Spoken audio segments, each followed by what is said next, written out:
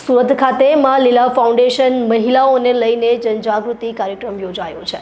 Cyber crime, લવ જેહાદ, જાતીય સતામણી જેવા ગંભીર મુદ્દે સમજણ આપી હતી। સોશિયલમાં લીલા ફાઉન્ડેશન દ્વારા કાર્યક્રમ યોજાયો, જેમાં 500થી વધુ મહિલાઓ પણ હાજર રહી હતી।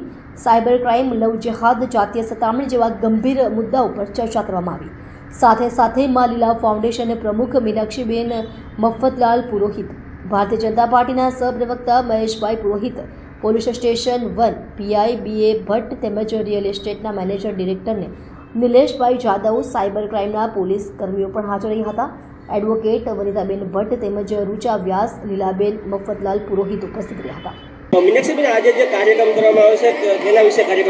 આજનો જે કાર્યક્રમ છે તે મારા માં લીલા ફાઉન્ડેશન દ્વારા સુરત ખાતે અમારા પુરોહિત સમાજ અને આજુબાજુ રહેતી કોઈ પણ બીજા સમાજની બહેનો હોય, દીકરીઓ માટે જાગૃતિ, એકતા અને આપણા ધર્મ માટે સજાગ થઈને સોશિયલ મીડિયા આજના સમયમાં કઈ રીતે યુઝ કરવો એના માટેનું એકત્રિત કરીને સ્ત્રી શક્તિનો આ કાર્યક્રમ મારા ફાઉન્ડેશને આયોજન કર્યો છે।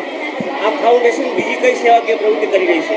આ ફાઉન્ડેશન બનાસકાંઠા, આહવા, ડાંગ, સાપુતારામાં અલગ અલગ છેવાડાના વિસ્તારોમાં દીકરીઓ માટે સેનેટરી પેડ છે, અભ્યાસ છે, ધર્મને લગતા આપણા તહેવારોની ઉજવણી કરવામાં આવે છે। અને ખાસ અભ્યાસ જેણે કરવો હોય, બહાર જઈને રહેવાની સગવડમાં જો કોઈને સુવિધા ના હોય તો એના માટે પણ અમે સપોર્ટ કરીએ છીએ।